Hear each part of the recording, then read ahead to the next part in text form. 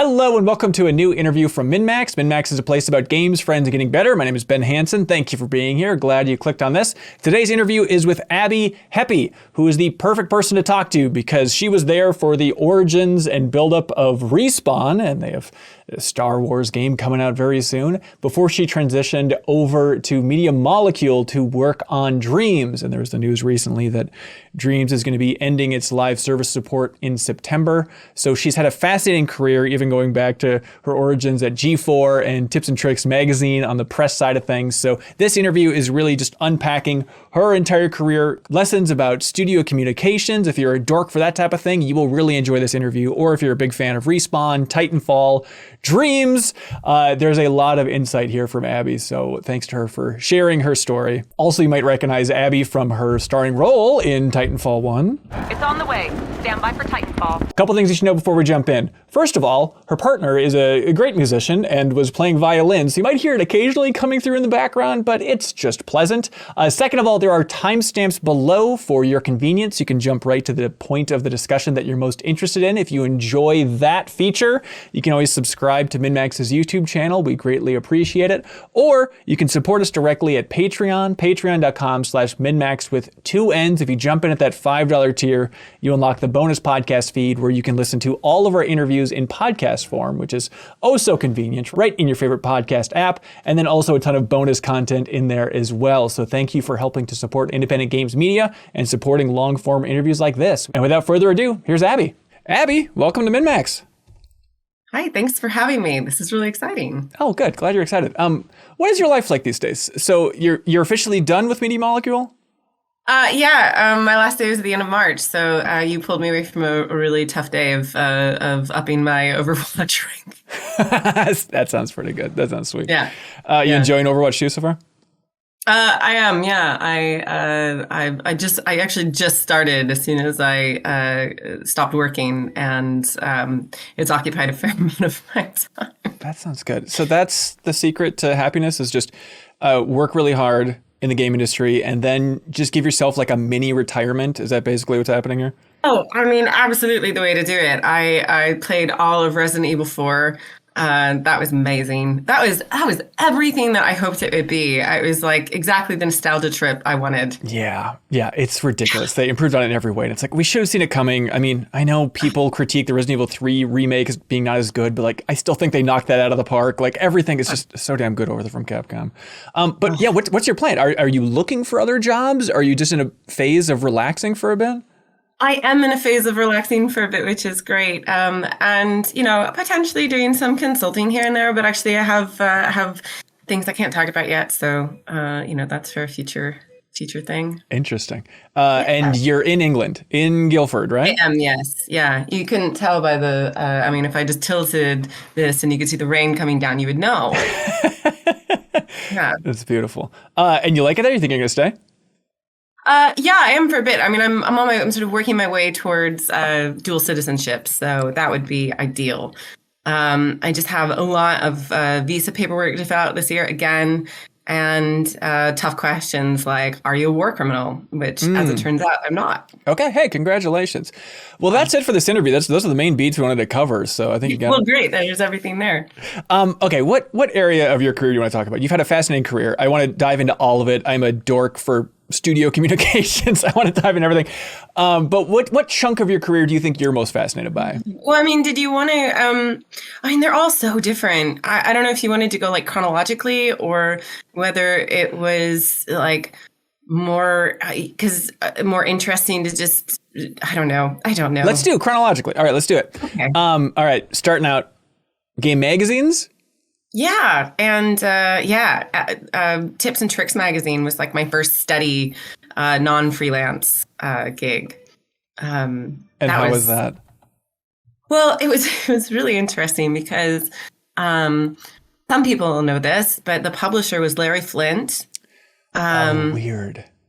Right. So like we were the only like non-porn publication left except for Hot Boat, which also had sexy ladies in it selling boats. So like I think that almost counts.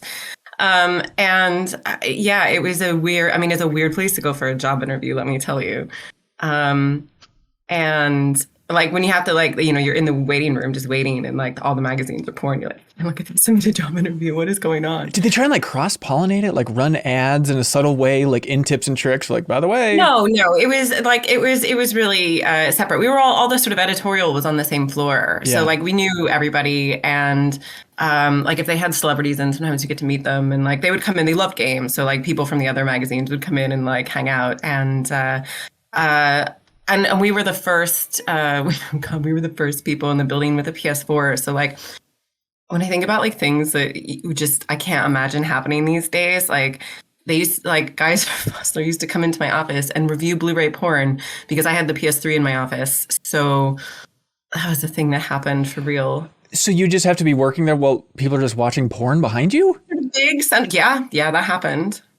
How is that? Does that make for like a sillier work environment or an uncomfortable work environment? It could really go either way.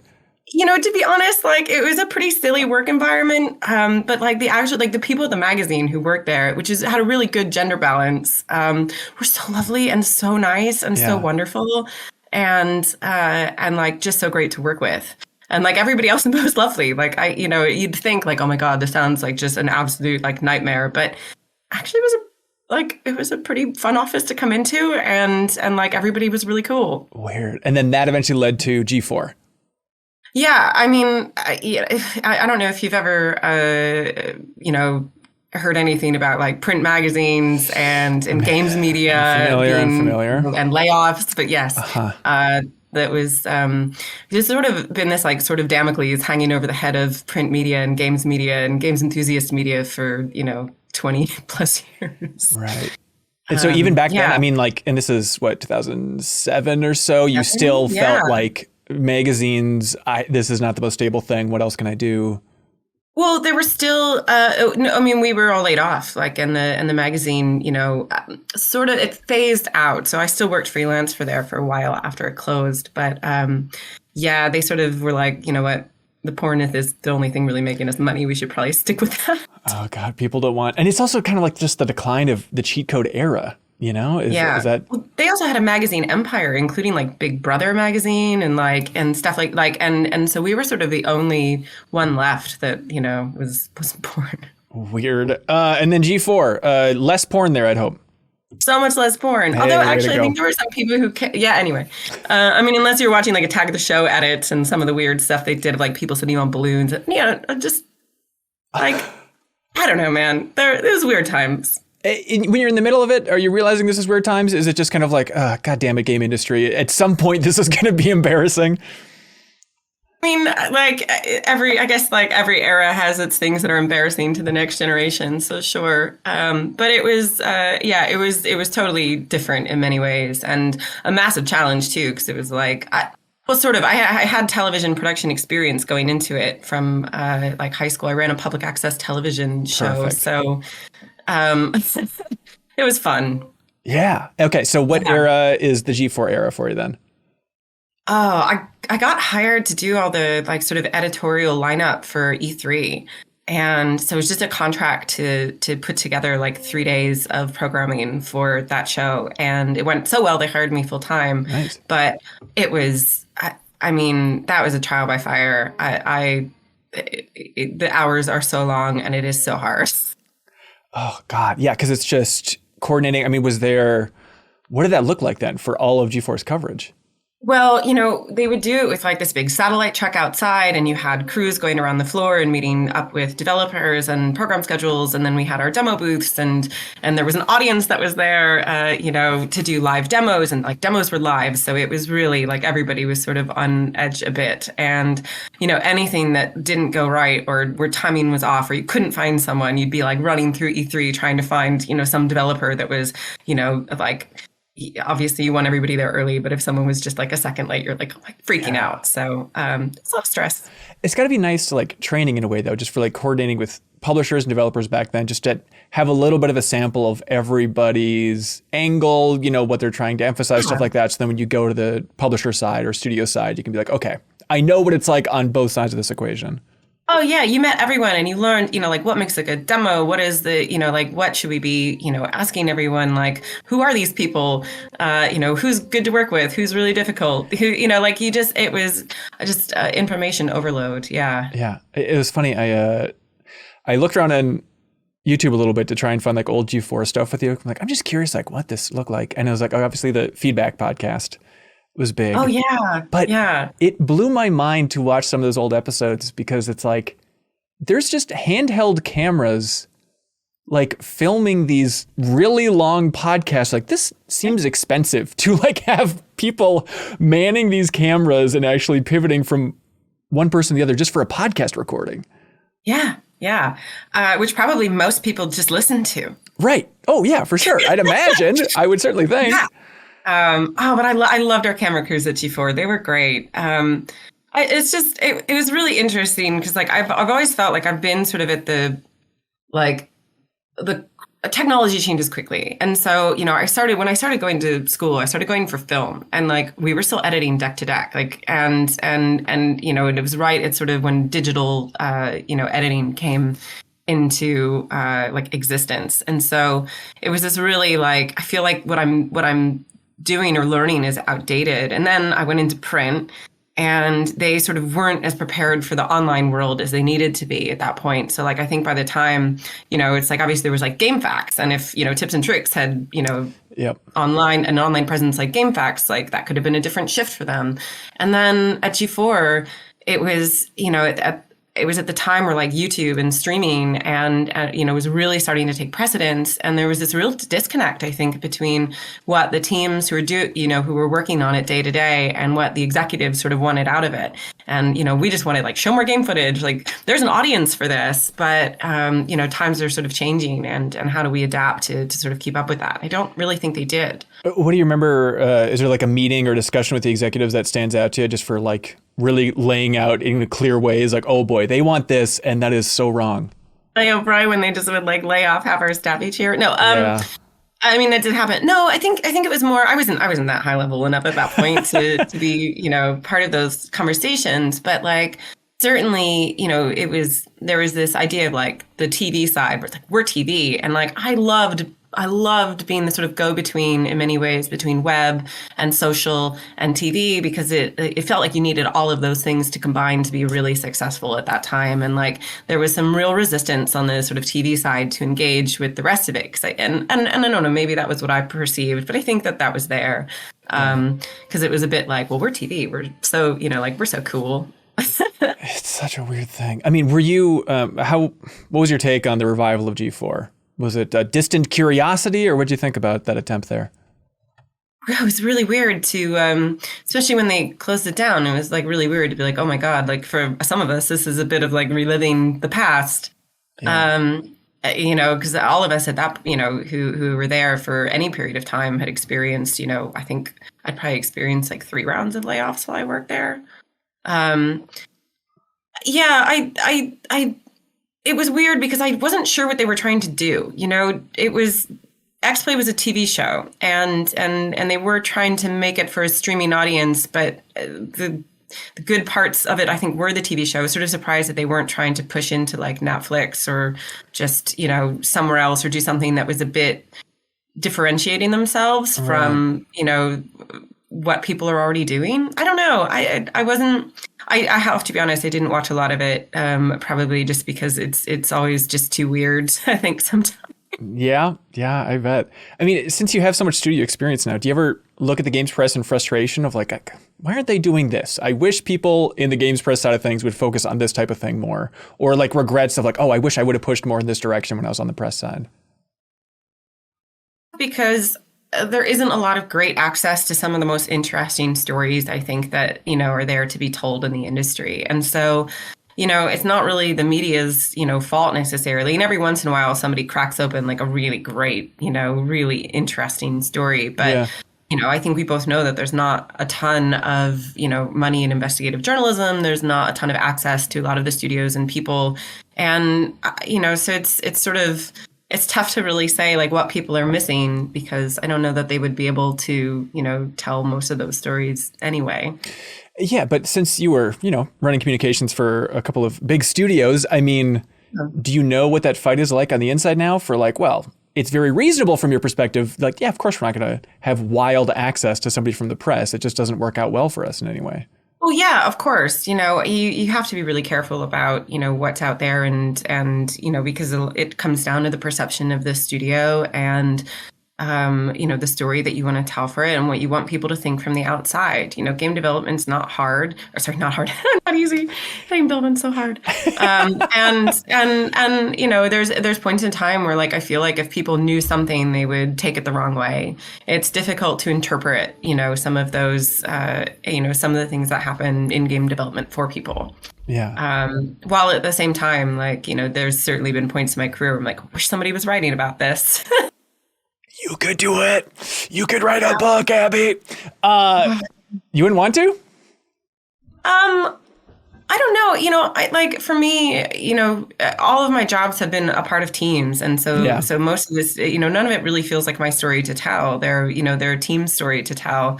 And my perspective is just one of, so many people, who have contributed. So it's like, it's more like I'm sort of happy to tell my part of it, but I would feel weird being like, this is my story about all of these things that other people. Totally get it. Totally get it. And the point of this discussion is not to force you to write a book, but at the same time, everybody feels that way. And then therefore stories will never get told. And everybody will, no offense, slowly die off in the future. And then the stories will be gone forever.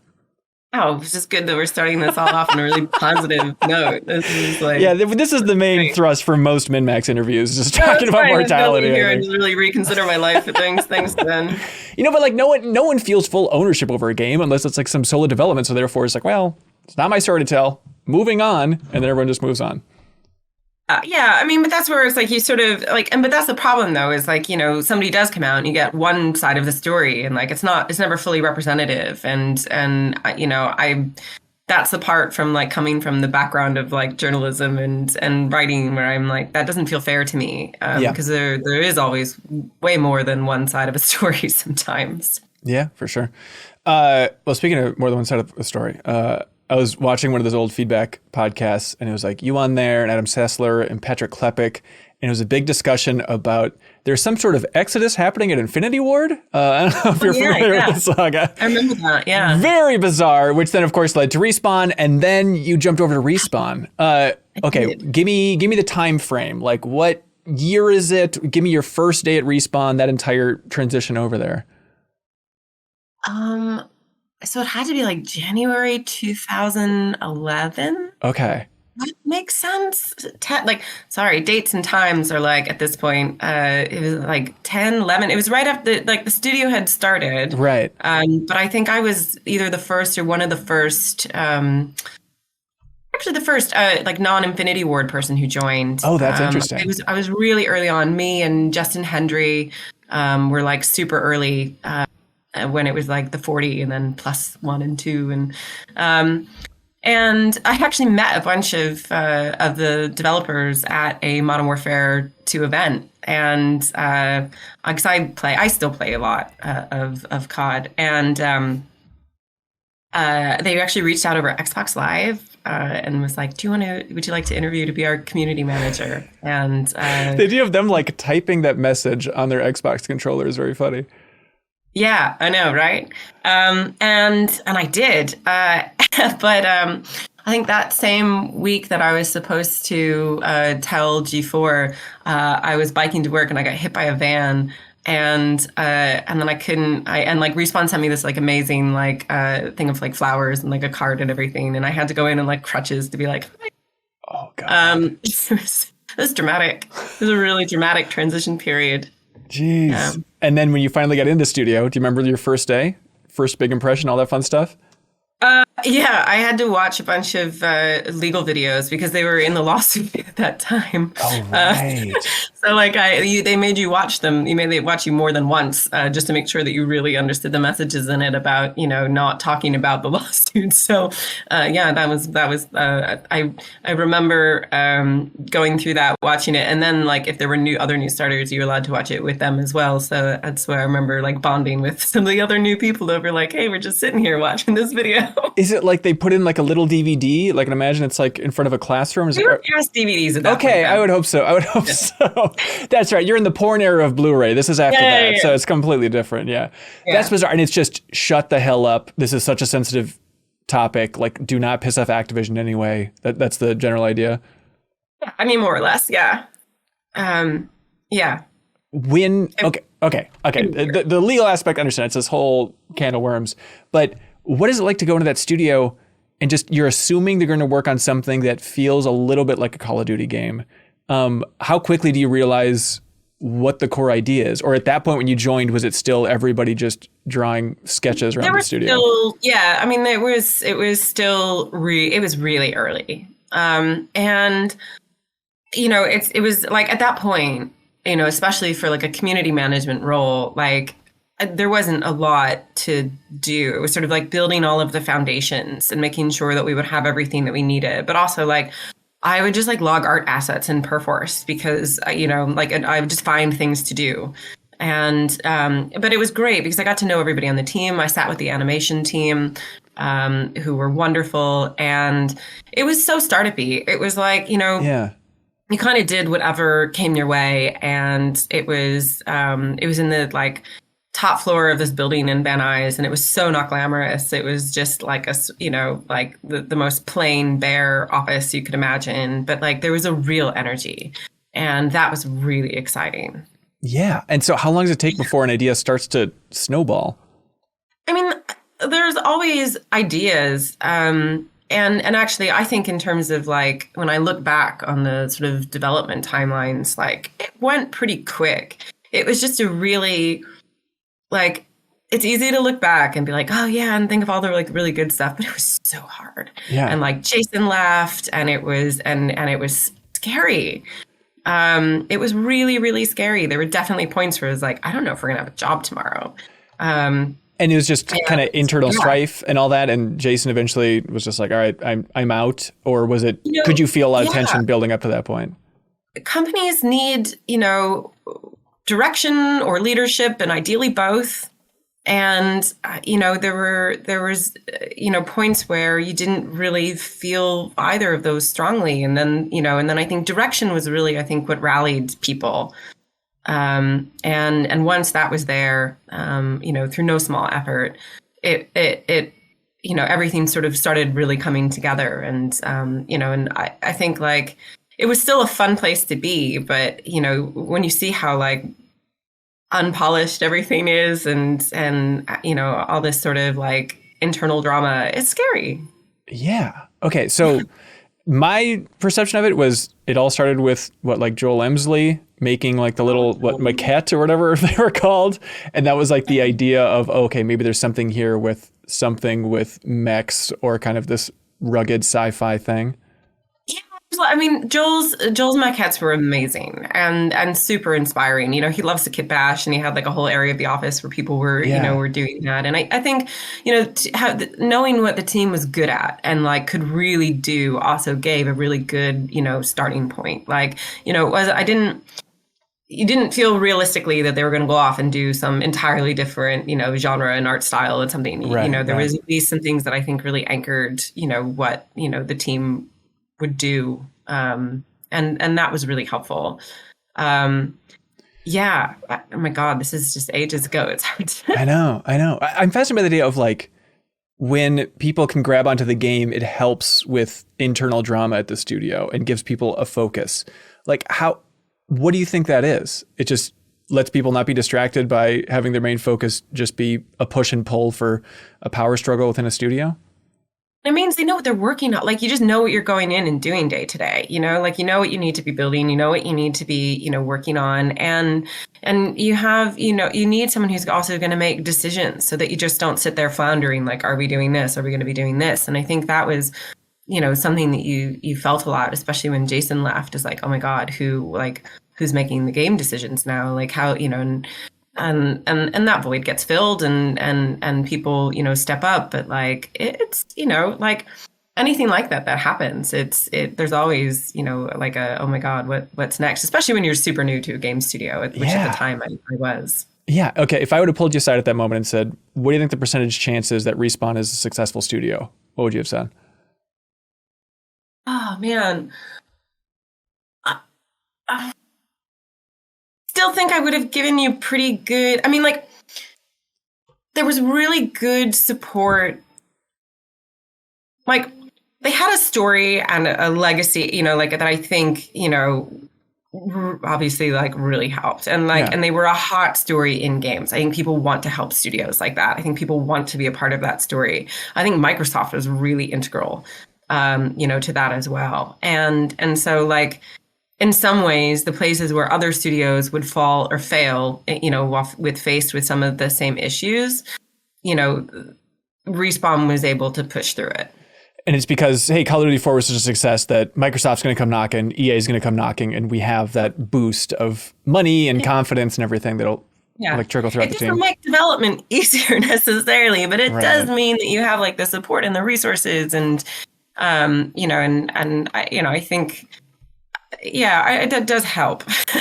Yeah. So going from the press side, like, what do you think your biggest surprise was throughout this process, even zooming out a little bit for Titanfall 1, of just like understanding how games are made on a level that you never thought you'd get to see, probably? Well, yeah, I mean, that's just it. It's like you never get to, like, when you're seeing things on the press side, I mean, even when you're seeing things in early access or beta, like you're seeing such a polished, like, such a long in development piece of content. And when you're really seeing things that are super scrappy and really, wireframe and like really broken, of course it's super eye-opening. But it was fascinating. The best part about Community is that you get to meet everyone. Like, I just spent so much time talking to every single department and getting to know, what everybody was doing, how they were doing it, how they were working together, because I wanted to be able to tell the story of the studio, but also like it's served me ever since, because it's like I know how to talk about who contributed to what, and how we made this thing, and like what each department kind of needs and how they feel about stuff, how they work with other people. It's like it's a really interesting position to be in. Yeah. Was there a department that wowed you the most for just having no idea how crucial they were? No, I mean, not more than the others in a way, because like everybody contributes so much. It was just more about how it all fits together. And that was really exciting. Yeah.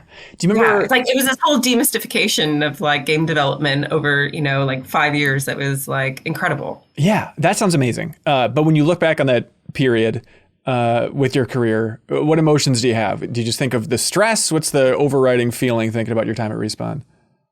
It's, in all honesty, it's really mixed. Yeah. And part of that is that like I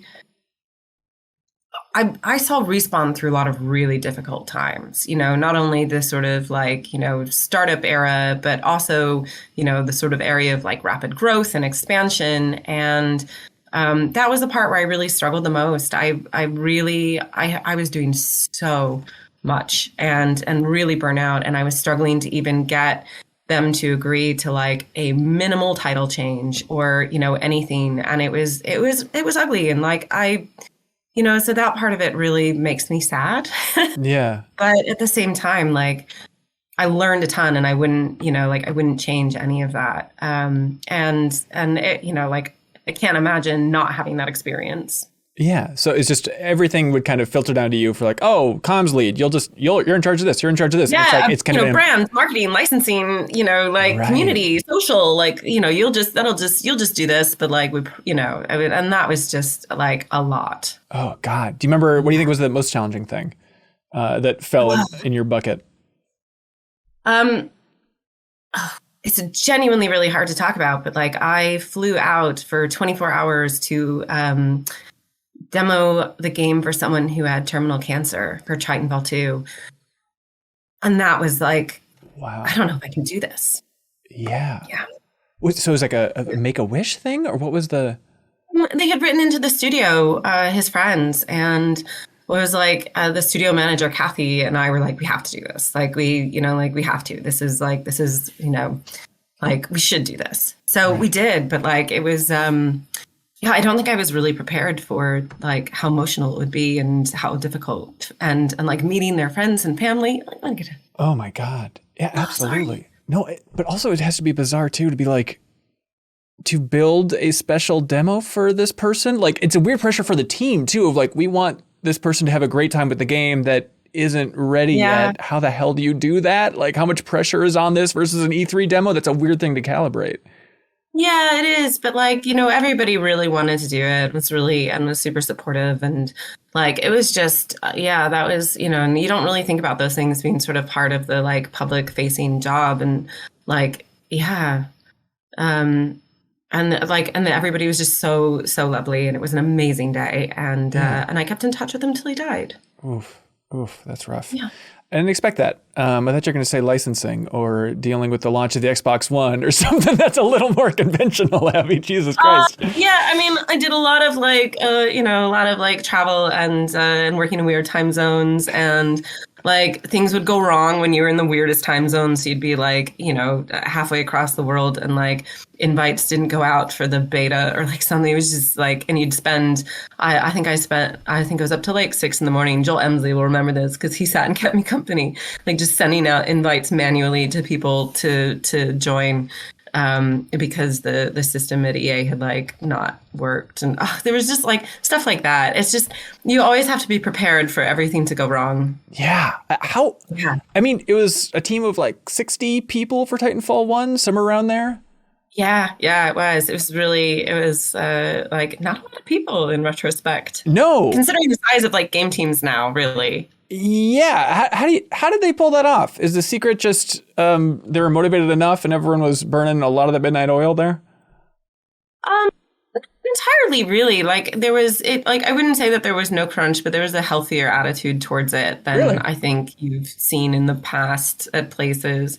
But like everybody was also really senior, really experienced. And I think that just, there's a lot you can do when, you have a team that knows how to work together. Most people on that team had been together for, a decade or more. So, I think that helped speed things up when they needed to be sped up. And they were smart about scoping and cutting things, like, that helps too.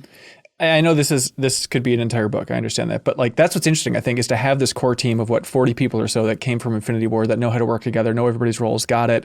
But then still there can be a lot of internal strife, and drama is too simplistic a word, but it's chaos.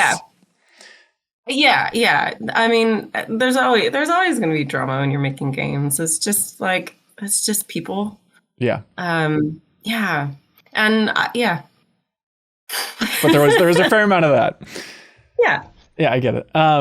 What about like just dealing with the community in this time? Like, I'd imagine number one is people screaming, "Where's the campaign? Give us a standard campaign." Or what was the main piece of feedback during like that run up to the launch of Titanfall 1? See, there were people who were disappointed that we weren't delivering a single player, game. But at the same time, like people were really excited. Like the hype was a bit out of control at points. Yeah. But like people were like it was fun. People were genuinely excited. It was yeah, sure. There was no single player campaign, but like people weren't really mad about it in the way that like you think that they might be. It was like there was still a lot of like, oh wow, this is going to be awesome, and there's wall running and Titans, and like this looks dope, and the trailers are really good. And no, I think if anything, it was like I was almost more worried about it got to a point where I was worried about the hype. I'm like, oh shit, this is just a lot to live up to. And like, if you get people's hopes up and then you disappoint them, which I didn't think we were going to disappoint them, but it was like, whenever you're in game development, you always know what gets cut, what doesn't, make it. And then you're like, oh my God, is that the thing that will make people go, oh, why don't you have this? Right. But you seem to survive it pretty well. People like that first game for what it was. But it's got to be so weird too, because like you were so bundled in with Microsoft at the launch of the Xbox One. And, it's in the Hall of Fame for game industry, poor messaging at this point. And so did you get a lot of that runoff in your community of people like being angry at Microsoft through Titanfall because it was kind of the premier game here? I think everybody was sort of gutted by that press conference where like it was like the focus was on like TV and like not on games and that kind of stuff. And so, yeah, you definitely, like anytime you're an exclusive title, you're always going to get the people who are like, can't believe it's not on, this, can't believe it's not that, like whatever. That's just like, that hasn't changed. Did you get a lot of that at Media Molecule where people are like, bring dreams to Xbox? Did you still get a lot of that there? More than anything. I think like, which is, the reasoning is really different. I think it was a little bit, when you're a first party studio, you're a little bit less caught in the console wars in some way because people know it's like probably not going to happen. Right. So, with that one, it was a bit different. And working on a console that is just not done.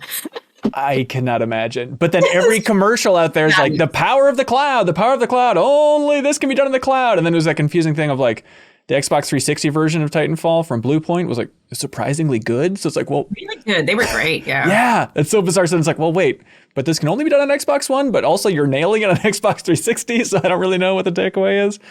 No. That seems stressful. So I visited Respawn.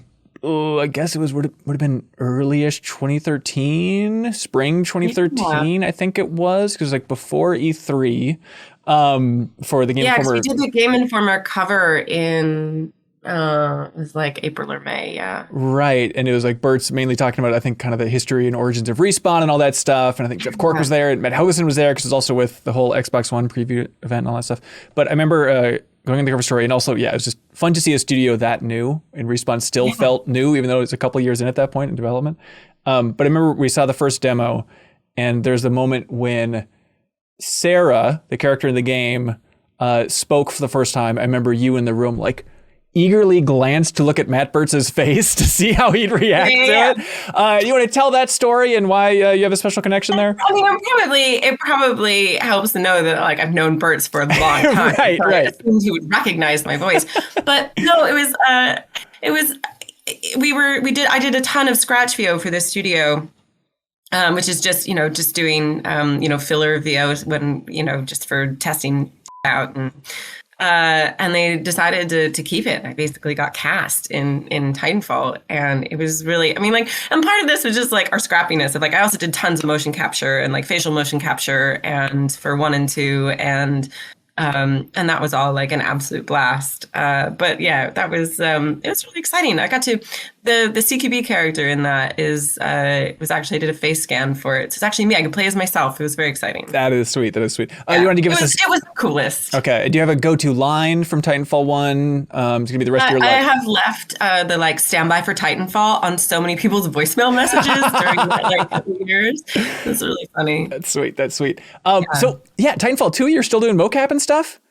Yeah. I was there for most of the development of it. Okay. Is it a nice thing because didn't they cast somebody else for Sarah for Titanfall 2? Since you have which is weird because she sounds like me, and I was like, that is just weird. Oh my God. No, that's like that creeps me out. That's got to be a bizarre thing. It's like, okay, well, it was probably a fun part of your job, but also it was something else added to your plate. So I'm sure you're relieved in some way that you didn't have to perform, or is it still the theatrical party is like that was kind of a fun thing. I wish I would have jumped into that. It was really fun, but like having to wear the mocap gear in front of all of your coworkers. Okay. Yeah. And actually the facial mocap stuff too, it just feels weird because like everybody's staring at you and it's just like your face and you have to make lots of weird, like facial expressions and everything. And like that was that took some getting used to. Yeah. And like those, super flattering mocap suits are like exactly what you want to be, wearing in front of everybody you work with. It's so brutal. Just like in a quiet, awkward room as you're trying to act, even though you're not a thoroughly trained actor, like that has to be bizarre. Yeah. But now fun in retrospect. Oh yeah, no, I enjoyed it then. It was just like, there was just an element of like, this is so weird. Yeah.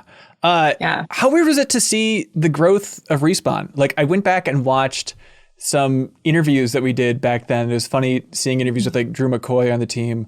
And he's like, Respawn, he's like, we're always going to be small. We're not going to grow to some studio of like 400 people. And then meanwhile, cut to 2023 and what they have a studio in Madison and Vancouver. I genuinely believed that at the time. Yeah. Like, I believed that. And it's so, when the studio really started getting, bigger, it was like, oh, like the first time you didn't recognize people, like you didn't know who somebody was when you passed them in the hall. You're like, who's that? It started to get weird. So yeah, it's funny knowing, those interviews and us so ideal and starting out going like, yeah, no, we're always going to be small and whatever. In some ways I sort of wish, we have but I think there's actually at this point, I don't even know how many people from who were there are even still who started it are still there. That's an interesting question. I mean, because Vince is kind of just overseeing a bunch of stuff at this point. Like, I guess but most of the people who I know, I don't know how many people I even know there anymore. That's weird. What's the lesson? What's the takeaway? It's just because it had such a startup vibe, as you mentioned, for Respawn and the Origins. Is just the conclusion, like, yeah, but when the team is that talented and money's pouring in, it's too easy to be like they sold out, obviously. But like, it's just, you can't fight that type of growth. Naturally, it's just going to balloon up. Yeah, I mean, I think, it's like if you want to take all of those, opportunities and, then you need people to do it. And so, it seems like a sort of, natural follow on from, success. And it's really hard to scale a studio. So it'll be, and it'll be, I'm really interested in seeing, because I think a lot of that team is still there when they achieved Apex's success. It's interesting to see, sort of what comes, next for that team. Yeah. And how, and like, do they just work on that for ages? Is there anything else? Yeah. The premier Star Wars developer at this point, it's bizarre. Yeah. What was your reaction? Because you left before the EA purchase, but when EA purchased Respawn, give me your gut reaction when you saw the news. Honestly, I was a little bit disappointed. I mean, I get it. But, and I think, in some ways I felt like it was probably always the intention. And, even though I don't think most of us sort of thought that necessarily it would be. Yeah. But yeah, a little bit like, it's just going to be a different place. Yeah. And it already was. It already was a different place. So. Right. Yeah. Do you have hopes for the future of Titanfall? There were reports recently that there was a Titanfall game, Titanfall Legends or whatever, that was canceled recently, but I'd imagine you'd like to see Titanfall come back. Do you still feel a real attachment to that franchise? Always sort of holds a place in my heart, but it's like, part of that is what the original team brought to it. And I don't think any of them are there anymore, really, or very few. Yeah. So yeah, it'd be interesting to see what someone does with it, if they'll do anything with it. But like, I kind of think with their other franchises and that news, I don't know. Yeah. It doesn't sound good. Yeah. Why'd you leave Respawn? So, like I said, I was so burnt out and I had so little support from management and leadership. And that was just gutting because I had just put everything I had into that place. And so, that was kind of it. And it was awful. Like, I felt like I lost my whole community of devs that I had there. It was really hard. But like, yeah, for me personally, it was not a good place to be. And I was really, I thought the leadership was really poor. What do you think that is? It just not appreciating everybody's perspective? Or when you look back on it, is there a clear diagnosis? I've experienced quite a bit of bad management in this industry. And, some of the things that like I basically have learned to be a good manager from having bad ones. And, some of the things I really try to look out for in the teams that I have is making sure that they have the support that they need, making sure that, they're able to set boundaries for themselves as far as like, especially because when you do community work, you're just so close to people, the game, everything. But also like making sure that someone is looking after their career and their growth and development and that sort of thing. And, I didn't have any of that support, and that is so hard to do that kind of job without it. Look, I'm far from trying to make excuses for anybody because I don't know the first thing about everything that happened there and stuff. But is it just a matter of like them trying to be a scrappy startup and it was a relatively small team and everybody was frantically all hands on deck? And so the idea of caring about people just like was not in anybody's cards at that point. Make an excuse for it. Yeah. Personally. Yeah. Yeah, I just wouldn't. And I think it's, you know, I think it was there. It was tough for some of us there. Like it really was, and especially as the studio grew, there were really some incidents that changed how I felt about it as a place as well. Like it is one thing to, like, people are sometimes shocked, and I'm like, that studio was 99% men. Yeah. And I almost never had a problem, and it was great. And I've made some of the best friends I've ever had there, but I also had someone sit at the lunch table and tell me the words that he used to describe my ass to my coworker, to my face, and in front of other people. Like that was an okay thing to do. And, you know, that kind of, you know, nobody needs. Yeah. But, wow. But 99% men, it's like, okay, you're bracing for maybe more of that stuff, but it's still. He works at like JPL now. He's fine. You know? Like, okay. Jesus Christ. Okay, so it's time to get the hell out of there. Yeah, you know, it's just like, you know, I don't want to make it gendered, but sometimes it's hard not to. Right. Yeah, for sure. All right. Yeah. My version of this transition in my mind is you going from this fiery inferno of development over at Respawn and then traveling across the Atlantic and then just frolicking in a green field while Mark Healy plays acoustic guitar at Media Molecule. Is that your experience as well, or what's going on over there? No. No. I had a lot of really good and really interesting offers after Respawn, and I went to Media Molecule. It was just such a different. It was just such a different place, and I thought Dreams was really interesting. I thought that was something that I could have an impact on, even though, like, you know, and basically what I was doing when I was first there was like trying to get to ship. Like, what do we need to do to have an early access, a beta? Like, what do we need to do to sort of like reset, to think about, you know, messaging and communications? And at that point, like a lot of stuff was sort of set in stone, and like that was there, and that was like, that was really going to like. You know, some of it was a big challenge. It really was. Like Dreams is, a lot, and it wasn't well understood by anyone. So, you know, no, it wasn't easy, but it was. I love a challenge. Yeah, I'm trying to think. I mean, that is a bizarre spot to be because you're walking into that studio where it seemed like the refrain from everybody else in the industry was, "What is Dreams?" And it was a cool way to debut the game technically, but when you think about the game's debut at that PS4 big launch event where it's just like, yeah, we're going to have puppets and we're going to play the drums for like 5 minutes. And everyone's like, okay, we like you, Media Molecule. We like you a lot. I don't know what this is and what you're trying to tell me.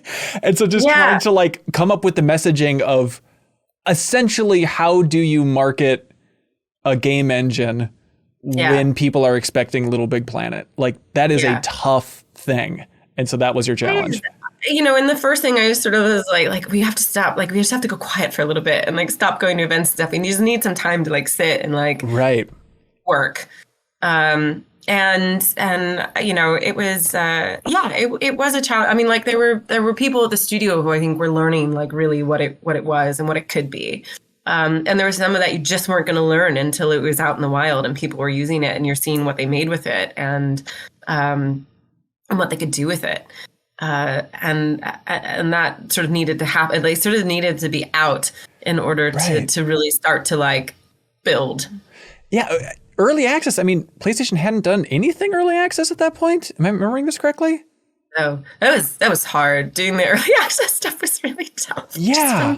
Like logistical perspective. Yeah. Technically or just messaging wise and convincing Sony like everything was hard. Like whenever you're doing something that's like original and first and you know that hasn't been well trod before, I mean this is a lesson learned from Respawn as well, just like everything is that much harder.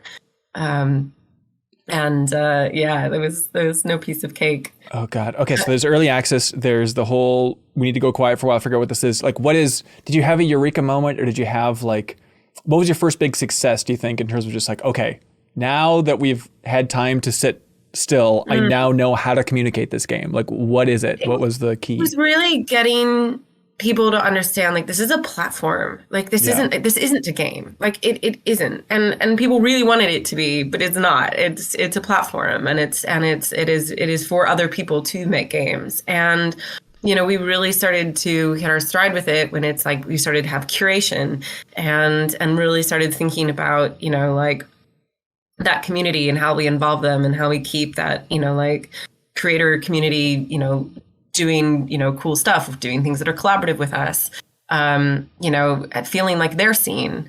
So it was really a build over the years of figuring out what we should be doing, and actually saying for half a minute, like, stop worrying about the player audience. Like, we need to build up the creator base first. And I mean, like, hindsight is always 20/20 with these things, but I think it was saying, like, it's okay to just focus on this one thing for a while. Yeah, I mean, with hindsight being 20/20, what would you have done differently if you were starting over through a magical time machine? You're at Media Molecule day one. How would you message things differently? Oh my God, there's so many things. It would have been really thinking about those two separate audiences and how you structure both the sort of like marketing and release and all of that stuff towards both of them, really crafted. But also just thinking about how you commercialize for both, how you build the sort of flow in game for both, and the user experience for both of those things. It's such a massive, sprawling project. Like, there's never any shortage of ideas or things that you'd like to do with it. So it would be really focusing some of that direction and saying, like, okay, this is where we're starting off. Yeah. Because otherwise it's like, oh my God, you could just spend decades doing things for it. Yeah, and it kind of felt like that for a while. Like, I also visited Media Molecule for a Game Informer cover story, and it was fascinating just like to try and figure out that idea of like, what is taking so long with this game? We're all looking forward to it so much. What is going on in development? And as far as I could tell, the conclusion was just like, we're building tools, and it's just endless, because then you build the tools is hard. And then we have to use those tools to like rebuild all of the content we already made for the campaign. And so it's just endless cycle. Unless you're the size of Epic, it's kind of tough to pull off. It is. And like, and I think there was a lot that, just in that first early access period was so valuable, because we used the game very differently than community used the game, like, we have shortcuts and we cheat. And, and I don't mean cheat like as in like we're using tools outside and importing in. I mean that like we just have like, short menus and ways to get through things quicker. And like we don't use any of the social features, and we don't, that's like, that was the kind of thing that like, you just have to have actual people using, to really refine. Yeah. And constantly trying to like pull new people into the Dreams ecosystem has to be such a challenge too. Like, I think you did a good job with the impies of like bringing in different creators around the internet just to be like, hey, pay attention to Dreams, remind everybody that Dreams is awesome, because we, on our side, we can only scream about it so much and do so many Dreams streams before people are like, all right, enough of this thing. But what do you think were some of the big successes for getting Dreams understood by the internet, or reminding them that Dreams is cool? Because everyone loves Dreams, but I don't know how many people were sitting down on a monthly or weekly basis to jump in and play more Dreams, Yeah. I mean, like, I sort of always knew, like, most of that stuff would be in the hands of like creators who were making stuff that would then go viral and, and reach sort of audiences that were outside of the audience that we were speaking to. So, that kind of stuff, I think, was always, really helpful. That was some of the things that, like, I would have loved to build more in those connections to social media. And, I think, it was always like, Trip's Voyage, which, the creator has just gone on to work for Moon Studios. Oh, that's awesome. Yeah, I know. Isn't that awesome?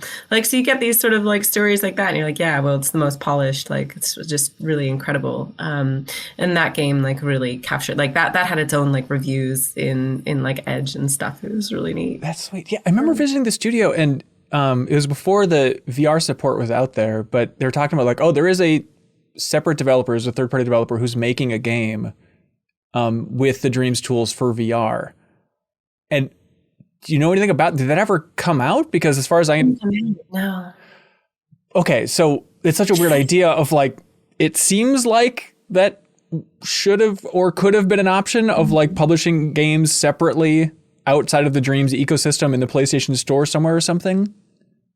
Yeah, I would have, loved for something like that. You just really, like I think the answer to really any question, this is really interesting, like watching people with sort of like theories and whatever about, Dreams the last week or so. And it's like, right.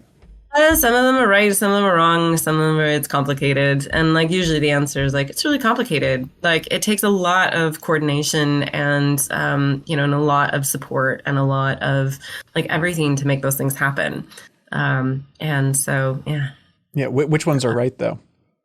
Which comments you see online, you're like, you nailed it. That's exactly it. Oh, I don't know.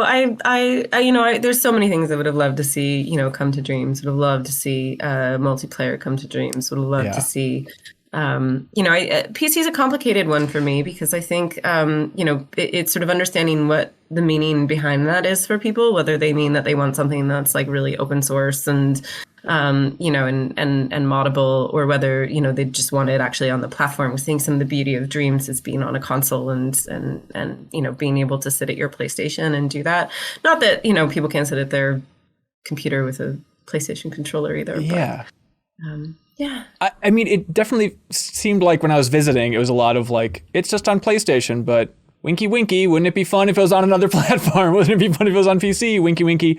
And again, I'm not putting this on you and all this stuff, but it's just, from my perspective, it's just that feeling of like, I don't know if PlayStation wasn't supporting this enough. Clearly, the project took so long to get off the ground and ship that maybe it's like, okay, if it's not getting a huge base out of the gate, it's time to move on. But it just felt like somebody somewhere needed to give Dreams a big second push. Is that about the same? I mean, all I can say is I would have loved to see all those things happen. Yep. Okay. Yeah, it's tough to talk about. I think it's an absolutely amazing platform. Like I didn't expect to fall in love with it the way that I did, but it's really hard. And I sort of have my own journey with it, where it went from going like, what is this? Right. Like, oh my God, I actually really enjoy, like I've learned how to make some things, and I really enjoy creating stuff in this. And actually it's sort of unlocked this creativity in me that I ended up building like a whole team and we were making like, things in collaboration with community and all this kind of stuff. And like, that's so wonderful. Like that. Yeah. I think sometimes like when people think about they sort of mistake, this sort of like, I don't know, almost like hippie and like whimsical and like not, kind of, but like is like innovative and anarchic and creative and like, you expect them to really like lead that, but it's wild too. Like, it's like, I think like Respawn did like coming from very different studios, like Respawn did like direction and we're doing this and, what this is. And seems like a bit like freer and like, I don't know, LVP is a bit punk rock. It's not as cutesy as everybody thinks. Yeah. What do you think is a secret weapon at Media Molecule? Person, strategy. What are their big strengths over there? I mean, I think for Dreams, like, like Alyx was that. The sculpture tool in that is still unparalleled. And, and I think, that was really a lot of like Alyx, but. Is it Alyx Evans? Yeah, okay, but and not just him. I mean, like the whole team, there's so many amazing programmers and designers. And I'm super excited. I'm glad they're still releasing Tren. John Beach, who's the lead designer on that, is like, it's just so clever. I love him. And, I think like, I don't know, it like that sort of creative anarchy and freedom, leads to some pretty amazing things. And, Dreams is certainly like, because like I didn't create the technology behind it, but it inspired me to do something sort of weird and wild with it, separate from that. And I think that's the sort of wonderful thing when teams can play off of each other really well, or sort of like take that inspiration and run with it into something else. Yeah. It's so cool. It's so tough. I don't know if you listen to a lot of the coverage from last week and whatnot about the announcement of Dreams not being supported after September, I think it is, because it's so frustrating to talk about Dreams and even hint at the idea that it's a failure. It's like, yeah, maybe it didn't light the world up sales wise, but like it's such a cool, weird thing, and it's a wild success. And there are thousands and thousands of people who made wild things in there and were really inspired creatively. Like, and so to now just have the discussion and be like, well, it's not Roblox, so time to move on. It's like, well, what else could be Roblox, everybody? That's a high bar. I know, right? Someone I love very much told me that like they think that it was a bit ahead of its time, and that people will look back in the future and sort of talk about how far ahead it was in terms of like, you know, even just like community engagement and, you know, obviously like the tool set and what it was trying to do and everything. And like, I really hope that's true. Like, that's sort of my hope for it. And I really hope to meet people, because I mean, I know they already exist, but I really hope to meet people over the next like X amount of years of my career that have gotten into the industry because of dreams or were inspired to do that. And I think like, you know, Mark Healy would probably love that too. Yeah. Everybody would. You know, like I think everybody who worked on dreams like loves that side of the story. You know, being able to sort of, you know, demystify it for people and like, you know, take the veil off game development and let them try it for themselves is really special. So I hope it'll still have an impact. And, you know, even if people don't stay on it, I hope that they'll still create, you know, still be creating things. Yeah. Because like hobbyist creation is so valuable. I think like game development as a hobby is so cool. And I wish there was more avenues into that when I was younger. Yeah. So the connection of them saying, hey, we're going to be stopping live support for Dreams in September. Obviously, you can still build and create and do everything and share and everything like that. We're just not going to update it anymore.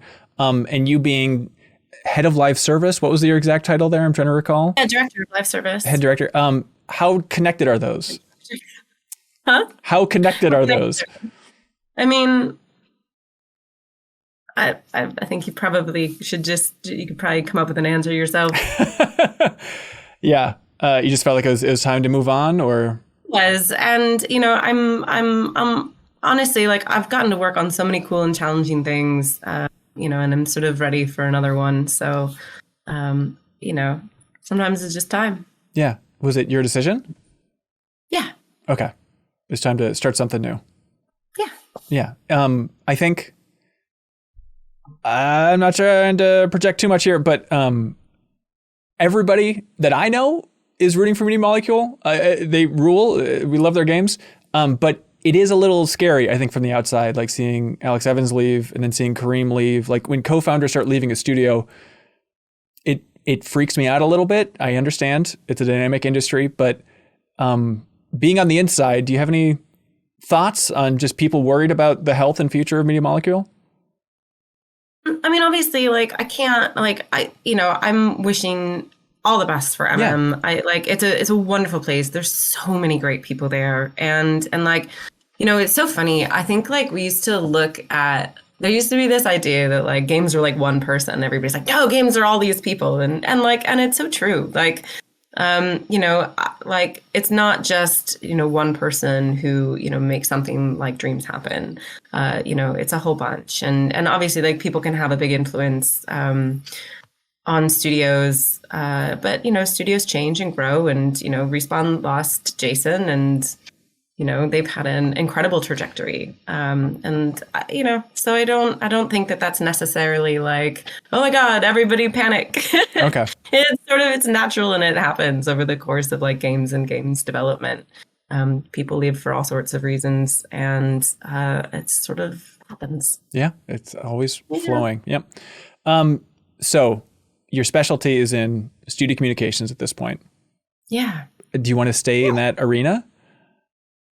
It's so like when I first started out, and, you know, I kind of, especially in community management, I wasn't really sure what, like, it was a relatively new role. Like lots of people were leaving games media actually to do it. Yeah. It was either like you did that or you went into something like, and guys like hit detection or something. Yeah. And you you know, did a similar version of like telling people what was, you know, working and what wasn't working. Yeah.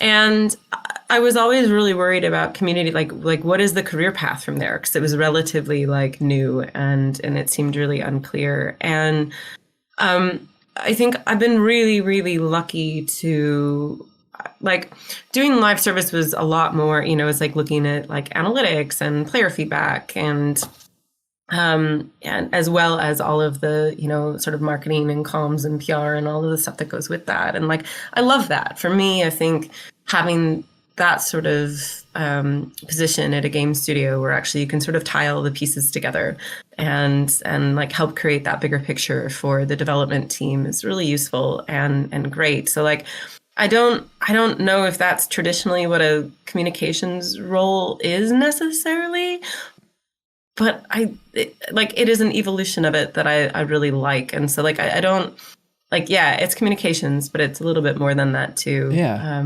And that's sort of what I enjoy. So hopefully just sticking more with that kind of stuff. Yeah. Here's a weird abstract concept for you. Maybe a dumb question. How well do studio superfans understand what's happening in a studio? I don't know. Not well. I mean, like, Yeah. how well do you know anything when like all you can see is like what the outside, picture presents? Right. I think, people sometimes speculate on the right about something, the wrong about other things. It's really hard. I mean, I think even sometimes within studios, people don't know the full picture of what's going on. Right. And that is super true. Like, even then, it's like you're only connected to the pieces and the people that are part of your sort of day-to-day or world. Like, and the bigger you get and the more people you have, the more, the easier it is for people to become disconnected from that, especially like we're all working remotely. And now I can't even imagine. Yeah. So, you need the internal communications person just to try and connect dots and remind people what they're doing. It's such a weird idea. It's like, I think it's one of the massive challenges facing studios now, especially if people continue to do the like remote, like working from home, which is like, you have to be able to keep people connected. And that's tough. Yeah. Not that you're planning on doing this. Maybe you are, and I don't know anything. But if you're running your own studio, what is the right level of communication to have, you think, with the community, with the outside world? What's the healthy spot? I'm a big believer in not promising, things that are sort of not tangible. Like, I think but I believe in strategic transparency. Like, I love keeping an active amount of communication. Like, and we really did this at Respawn, I think, which is like letting people know, what we're working on, but keeping it within like a, relatively, known time window and like letting people sort of see inside, but knowing when to say like, okay, actually we can't really, like this is like, this may change, or, because like you want to build trust with your community. Like, you really want people to, like feel like they have that connection to, the team and the studio. You want to make sure that like, but you want to protect the team as well. And, because things change, like things happen that you can't predict and things don't work the way that you want them to. And like, that's just part of like, adapting to change is just a massive part of working at any studio. Knowing what's like how to creatively problem solve is like a huge piece of it. So I think you just have to be able to like walk that line between, telling people things and not telling people things, which seems like it should be really simple, but it isn't. Yeah. You talk about protecting the developers. Like, I dare you at some point just to look at responses to any developer's tweet ever, especially somebody like. No, I have. Media Molecule is really lucky in many ways to have like a lovely community that like is most of the time very, very nice. But I look at sometimes the comments on just like Sony's social media and I'm like, oh my God, like on our stuff. And I'm like, horrible, dumpster fire. It's horrifying. So it's just that idea of like, you want to be transparent, but like you have no idea how many absurd fans are screaming about things you could not possibly imagine. I know. And the first comment on like anything is like guaranteed to be like troll comment. And it's tough. Like social media is the worst. And I say that as like it's been a big part of your life. But my own personal social media intake is like pretty low. Yeah. And like my own interaction with it is pretty low. And I think it kind of has to be like in some ways because it's just there's so much out there. And like I don't know that we were all supposed to have forums where everybody in the world could yell at everybody in the world. Like, I don't really think that works well. Like, I don't necessarily think that like we have places where like celebrities should be able to see the shit we talk about them behind their backs. Like, that's not healthy. Nope. Nobody wants that. Right. Like, yeah. This is too much of a tangent, and I'm sorry. But have you watched Double Fine PyschOdyssey yet? I am on episode like 6. Okay. And I'm so curious to hear your thoughts because, like, you know, we've covered it so much here at MinnMax and interviewed Tim Schafer about it and stuff, and I don't think even now Tim Schafer realizes like how unique it is for him to push something like that through at a studio. From his point of view, it's like, oh, what's the big deal? We're just being open and honest. Truth is good. It's like, yeah, I agree, but you're the only person in the industry that would push this hard for this level of transparency, and it is mind-boggling compared to everybody else. So I'm curious, like, from your expertise, what do you think about that whole process? Well, I mean, I'm kind of like, I love the idea of like, I think I have a couple of thoughts. In some ways, we all get trapped walking that line between like between sharing everything, which would give people the perspective and understanding that they need to really fully comprehend like what happens at a studio or why things are the way that they are. Yeah. And then, you know, the flip side where it's like, we're just a black box and no one sees anything. I can't imagine having cameras on me all day at work. Honestly, I mean, like even coming from like TV, yeah. I can't imagine a world in which like there's cameras in like all of the meetings and everybody just sees everything. In some ways, I'm like, it's probably good because people are probably on their best behavior. Well, they seem like they're actually like a pretty yeah, I know. It's kind of amazing. I'd love to like, I sort of want to watch a documentary about a documentary, people talking about the experience of being in a documentary about games development at this point after watching just like 6 episodes. Yeah. Could you ever see yourself pushing for something like that, or is it too risky? Well, I think they, you know, they have such a good relationship with 2-Player Productions and everything that like, because I had asked Greg Rice about it. Like, was it weird? And he's like, oh, you get used to it. And then it's like, they're not even there. And I'm like, okay, yeah, that's probably true. Part of me thinks it's amazing. Like everybody would have the context for everything and really understand. But I think it's very few studios that could really, really pull that off. And I think it's a gift to everyone that they did that. Yeah. It's amazing. But it's a lot. And sometimes like I feel like really uncomfortable watching. Like I shouldn't be here. Yep. It's exactly that feeling. It's so damn good. Don't let me see this. Someone needs to turn this off. I know. And you're watching it with future knowledge too. So it's like you kind of know where all of these things go and like what has, and like that is weird. It's so weird. It's so weird. Anyway, I have so much respect for them. I remember we talked about when I was at Respawn Pro, we talked about like, because everybody wants to be in the camera, like people want to be there, and you're like, someone would literally need to live there. Yep. Which like, that's a lot. It's 2-Player Productions. And also like, no one should like. I just felt like some of the stuff I'm like, no one should see. Yep. Well, it's a big debate. Yeah. Okay, we've covered a lot of ground. Anything we've missed, Abbie? Anything you're dying to say that we haven't covered yet? Oh man, I don't know. It's so weird. I've not really done like a retrospective, and like, you know, it's really weird to think back on some of this stuff because like I have like real highs and lows in my career, and like really like, game development is hard, and I know that we said that already, and complicated, and it's sort of incredible sometimes that like all of these things, like we even get stuff out and we release things.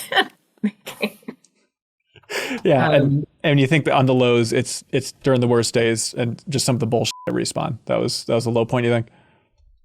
Like I said, I think, you know, and even I experienced it at G4 as well, where like, you know, a lot of your work is defined by the people who lead and manage you. And when that's not good, it's really bad. And it's rare to find people in the industry who will look out for you and look out for your career. And I think that there are some really wonderful people who do. And it's something that I have a lot of respect, you know, for for, certainly. Yeah. And, you know, it's something that like I have always tried to do for my team, but like I also warn them, it's like, you know, you can't, like you have to look out for yourself. And you have to, you know, prioritize, you know, you often, because like, you know, I don't know, my experience tells me that people won't. Yeah.